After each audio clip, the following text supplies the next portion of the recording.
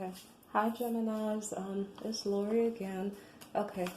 This is the second part of your video. My filming cut off while I was working on the devil card. Okay.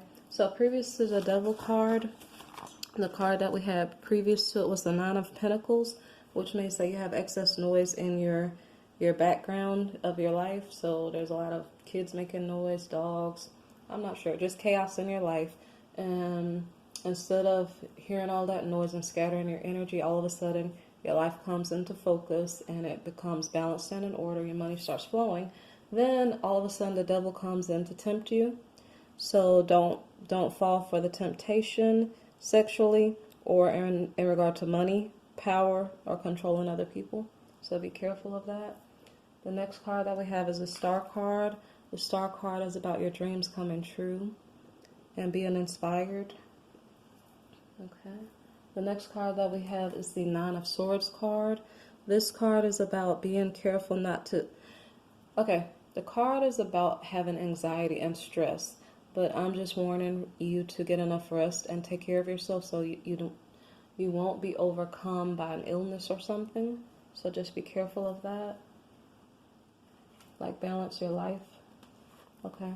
The next card is the Emperor reversed, and that means a domineering or controlling person wants you to be their victim, so watch out who you put your trust in. The next card we have is the Four of Wands. The Four of Wands card is about not giving up because your progress is postponed for the moment, but it's not over. You just need to keep working.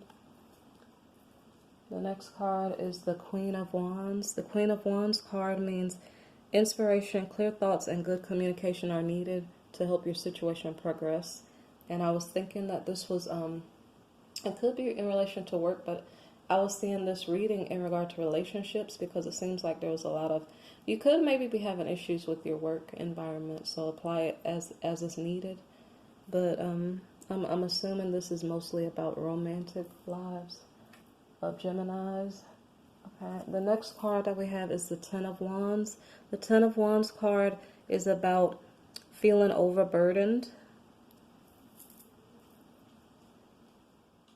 Okay. Then we have the Two of Cups.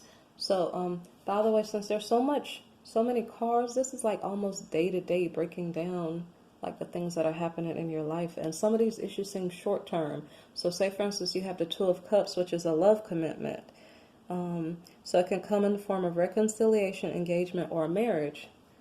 And then these things, they seem like they're like short-lived. So the next card that comes up is the Empress card. The Empress card is about a relationship commitment, stability with a chance of pregnancy on its way to you. But then after that, then we have the Tower. So something is falling apart. So I'm just assuming it's the relationship that's falling apart. So it's almost like everything that you're hearing, take it with a grain of salt because it seems like it may not last long. It's kind of like getting you excited for nothing. So you barely got what you thought you were getting, but you didn't get to keep it. That's what it seems like. The next card is the Hermit. So 2 cards away, you had a love commitment, but now you're by yourself. So you're either by yourself, you're introverted, thinking about what's going on and why, or you're recovering from an illness. So then the next card we have is the Seven of Pentacles. The Seven of Pentacles card is about persevering in spite of your circumstances. Then we have the Sun card. The Sun card. Now originally this was supposed to be September 2019. I realized it was actually coming closer in my personal life because it's kind of affecting me also. So this could be, this whole reading, the part 1 and part 2, could be from the later half of August all the way to September, or it could be just the last 2 weeks of August. So the Sun card is the next card, and your relationship now is in the honeymoon phase. And it's kind of like, I want to laugh when I'm getting the cards because it doesn't make sense. So like you got a commitment and then you maybe got a pregnancy, everything fell apart, you're by yourself, all of a sudden now you're in the honeymoon phase. It kind of sounds funny. So, well, you might be in the honeymoon phase or you might be playing in the sun, relaxing, recuperating. Okay, then we have the King of Swords card. The King of Swords card is, oh, it's reversed.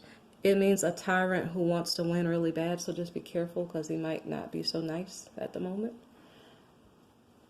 Okay. So, to be honest, I think we have a lot of cards because Geminis are going through a lot in their relationship. So it's trying to describe what you're going through, maybe help you understand why, or just to be careful.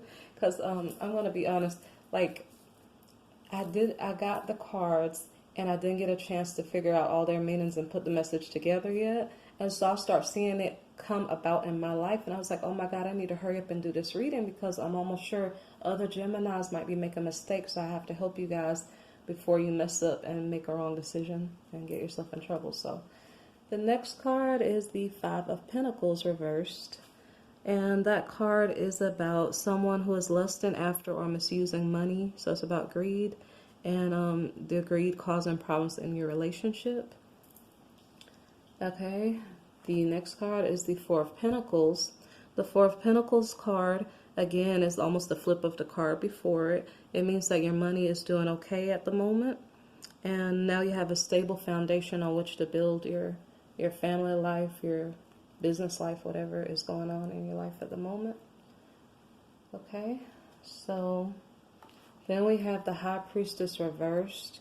And what this means is be careful who you're putting your trust in, because maybe there's something about the person you don't know, and it may put you in a unfair position if you're not very careful. You might get yourself in trouble, so be careful who you put your trust in at the moment, like mentors or anybody in your life at the time. The last tarot card here is the Moon reversed, and it just says be careful of hidden agendas. Trust your instincts and note that it's harder to see the truth in the moonlight. So you maybe don't see the big picture. What you're being told, maybe not all the facts that you need. So ask a lot of questions. Okay, so I'm really sure you guys need to hear this. Okay, so we started off the Romance Oracle card. We started off with an I love you. So I'm so sure that this whole reading, part 1 and part 2, is about relationships. So we're starting off saying I love you. Maybe you're hearing I love you from someone. But is there like something else behind it? So what's the next card? The next card is express love through gifts. Giving a small token to someone expresses your love to them. So maybe someone told you that they love you and maybe you gave them a gift, maybe. Let's see what else happens after that. Okay, so then we have the Union of Hearts. There is a connection of love that defies explanation. So here's a full card view. So mind you, this seems like a twin flame reading for Geminis. And just for you guys to be careful. The last card that is a Romance Oracle card is Have Faith. Trust your faith in this situation. So we have a key to point you to your instincts. What do your instincts tell you is going on? So I'm not sure what you guys are going through. I noticed that personally, I have some Gemini in my chart. There's a lot going on in my life. Thankfully, I think I have the insight and I think everything's okay for me right now. I'm not sure what's going on for you guys. I wish you the best. God bless you and have a nice weekend.